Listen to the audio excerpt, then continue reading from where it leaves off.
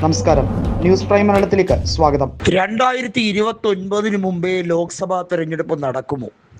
2027 നിയമസഭാ തെരഞ്ഞെടുപ്പുകളിലെ ഫലം BJPക്ക് പ്രതികൂലമായാൽ അങ്ങനെ സംഭവിക്കാനുള്ള സാധ്യത ഏറി വരും.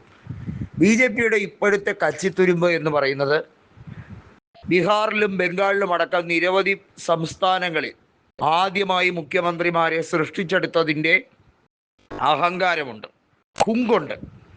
വാസ്തവത്തിൽ SIR നടപടിയിലൂടെ വലിയ തോതിൽ തെരഞ്ഞെടുപ്പ് കമ്മീഷനെ ഉപയോഗിച്ച് വലിയ അട്ടിമറി നടത്തി തന്നെയാണ് ഓരോ സംസ്ഥാനങ്ങളിലെയും ഇലക്ട്രൽ ലിസ്റ്റിൽ വ്യാപകമായ ക്രമക്കേടുണ്ടാക്കി BJP അവിടെ അധികാരത്തിൽ കയറിയത്.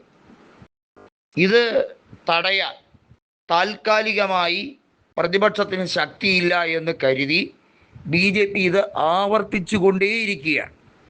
എന്നാൽ ഇപ്പോൾ ഓർക്കാൻ പുറത്ത് കിട്ടിയ ഈ അടി, നീറ്റ് പരീക്ഷയുമായി ബന്ധപ്പെട്ട കാര്യത്തിലാകട്ടെ വലിയ തോതിലുള്ള ജൻസി പ്രക്ഷോഭം, അത് നരേന്ദ്രമോദിക്ക് അറിയാത്തൊരു കാര്യമല്ല.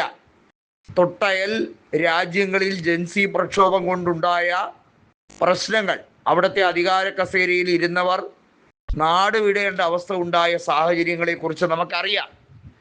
ഇന്ത്യ രാജ്യത്ത് ഈ ഭരണം, അതായത് BJPയുടെ ഭരണം അട്ടിമറിക്കപ്പെടുന്ന സാഹചര്യത്തിലേക്ക് കാര്യങ്ങൾ പോയാൽ RSS നേരിട്ടിറങ്ങും എന്ന ഭീഷണി പല കോണുകളിൽ നിന്നും ഉണ്ടാകുന്നുണ്ട്.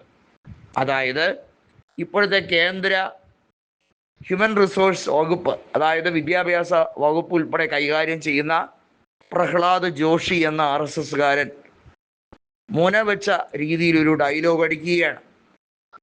RSS ഇന്ത്യയിൽ ആഭ്യന്തര പ്രശ്നം ഉണ്ടാക്കുന്ന കലാപകാരികളെ നേരിടാൻ സുസജ്ജമാണ് എന്ന തരത്തിൽ.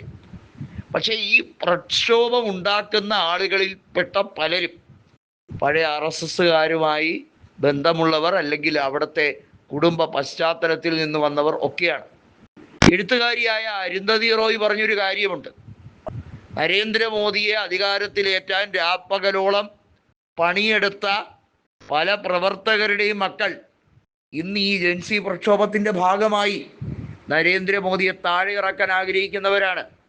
2014 മുമ്പ് ഇന്ത്യ ചിന്തിച്ചതുപോലെ അല്ല 2026 എത്തി നിൽക്കുമ്പോൾ ഇന്ത്യ ചിന്തിക്കുന്നത് എന്ന യാഥാർത്ഥ്യം മോദി മനസ്സിലാക്കുന്നില്ല.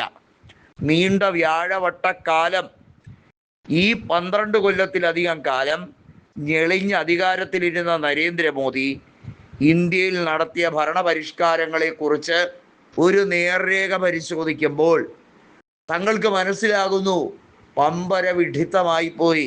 ഇയാളെപ്പോലൊരാളെ അധികാരത്തിൻ്റെ താക്കോൽ സ്ഥാനം ഏൽപ്പിച്ചത് എന്ന യാഥാർത്ഥ്യ ബോധത്തോടെയാണ് ഈ പ്രവർത്തകരും അവരുടെ കുടുംബങ്ങളും ദിവസേന കഴിഞ്ഞുകൂടുന്നത് എന്നതാണ്.